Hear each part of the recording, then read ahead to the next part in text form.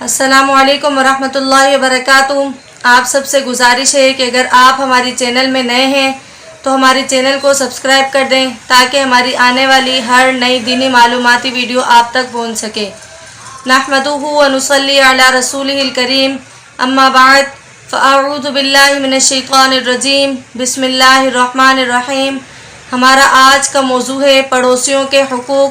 چنانچہ علماء نے لکھا ہے کہ پڑوسیوں کے حقوق میں سے ہے کہ اگر وہ ضرورت کے وقت قرض مانگے تو اسے قرض دو، اگر ضرورت کے وقت وہ بلائے تو اس کے پاس جاؤ، بیمار ہو جائے تو اس کی عیادت کرو، مدد چاہے تو اس کی مدد کرو، اگر وہ تکلیف میں ہو تو اس کی تکلیف کو دور کرو، خوشی ملے تو مبارکباد دو، فوت ہو جائے تو اس کے جنازے میں شریک ہو جاؤ، اور اگر وہ اپنے گھر سے سفر پر چلا جائے تو اس کے گھر اور اس کے مال کی حفاظت کرو، ممکن حد تک اس کو تکلیف نہ پہنچاؤ، اور اجازت کے بغیر ان کے گھر کے سامنے دیوار بھی نہ بناؤ۔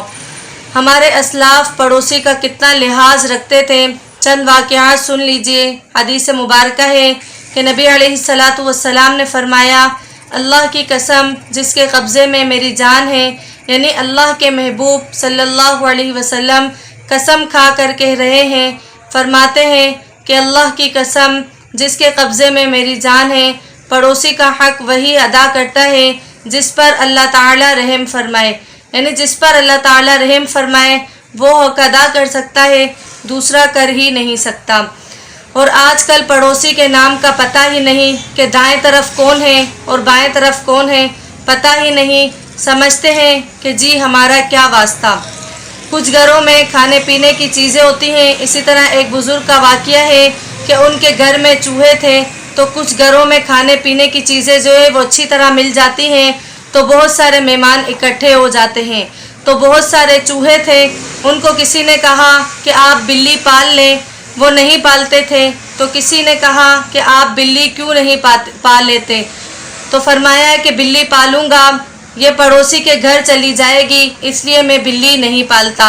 ابن مقلہ رحمۃ اللہ علیہ نے پڑوسی کو قرض کی وجہ سے مکان بیچتے دیکھا کہ پڑوسی مقروض تھا اور وہ اپنا مکان بیچ رہا تھا، تو انہوں نے مکان کی پوری قیمت اس کو ہدیہ کر دی کہ تم قرض ادا کرو مگر تم اس مکان کو مت بیچو۔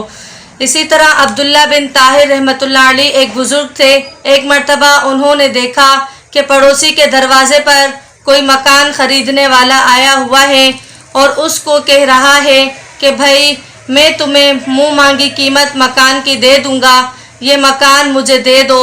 تو پڑوسن نے کہا کہ مکان تو میں نہیں بیچ سکتی، مگر میں عبداللہ بن طاہر کا پڑوس یعنی اس کی پڑوسی بننا چاہتی ہوں، میں اپنے مکان کو نہیں بیچ سکتی، میں پڑوس کی وجہ سے نہیں جانا چاہتی۔ جب انہوں نے یہ بات سن لی کہ پڑوسی نے یہ کہا ہے کہ میں عبداللہ بن طاہر کے پڑوس کو نہیں بیچ سکتی، ضرورت مند ہوں مگر گھر نہیں بیچ سکتی، تو انہوں نے اس عورت کو بلایا اور اس سے پوچھا کہ تمہاری کتنی اولادیں ہیں؟ تو اس نے کہا کہ شوہر فوت ہو گیا ہے اور میری 4 بیٹیاں ہیں۔ تو انہوں نے اس کی چاروں بیٹیوں کے رشتے ڈھونڈے، چاروں بیٹیوں کے نکاح کیے اور ہر بیٹی کو جہیز دے کر اس کو رخصت فرمایا۔ پڑوسی کے چاروں بیٹیوں کی رخصتی انہوں نے اس طرح کی۔ تو ہمارے اکابر اپنے پڑوسیوں کا کتنا خیال رکھتے تھے، اور اس زمانے میں 1 دینار کتنا قیمتی ہوتا ہے۔ ہر بیٹی کو جہیز میں 1 دینار عطا فرمائے۔ ان جیسا کوئی اپنی بیٹیوں کی رخصتی کرواتا ہے، لیکن انہوں نے پڑوسی کی چاروں بیٹیاں رخصت کی اور ان کے خاوند نہیں تھے، تو رشتے بھی جیسے باپ ڈھونڈتے ہیں، باپ بن کر انہوں نے اسی طرح رشتے ڈھونڈے۔ سوچئے ہمارے اکابر کتنے اچھے ہوتے تھے۔ اتنے اچھے پڑوسی اللہ ہمیں دنیا میں بھی دے دے اور آخرت میں بھی عطا فرمائے۔ اسی طرح عبداللہ بن مبارک رحمۃ اللہ علیہ کے پڑوس میں ایک مکان تھا جس کو خریدنے کے لیے کوئی آیا تھا، تو اس نے کہا کہ بھائی کتنے میں بیچو گے؟ اس نے کہا کہ 2000 دینار میں۔ اس نے کہا کہ اس مکان کی قیمت اس علاقے میں 1000 دینار ہی کافی ہے، تم مجھ سے دگنی قیمت مانگ رہے ہو۔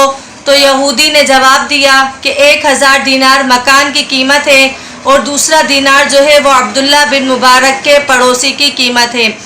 اسی طرح واقعی نبی علیہ السلام کی تعلیمات پر اگر ہم عمل کریں تو ہم معاشرے کا ایک اچھا فرد بنیں، گھر کا ایک اچھا فرد بنیں، ایک اچھا انسان بنیں اور اللہ تعالیٰ کے ایک اچھے بندے بن کر زندگی گزاریں۔ اللہ تعالیٰ سے دعا ہے کہ اللہ تعالیٰ ہمیں دنیا و آخرت میں اپنے مقبول بندوں میں شامل فرمائے۔ وآخر دعوانا ان الحمد للہ رب العالمین۔ امید ہے کہ آپ کو آج کی ویڈیو اچھی لگی ہوگی۔ اگر ویڈیو اچھی لگی تو چینل کو سبسکرائب کر دیں تاکہ ہماری آنے والی ہر نئی دینی معلوماتی ویڈیو آپ تک پہنچ سکیں۔ تو ملتے ہیں انشاءاللہ اگلی ویڈیو میں، تب تک کے لیے اللہ حافظ۔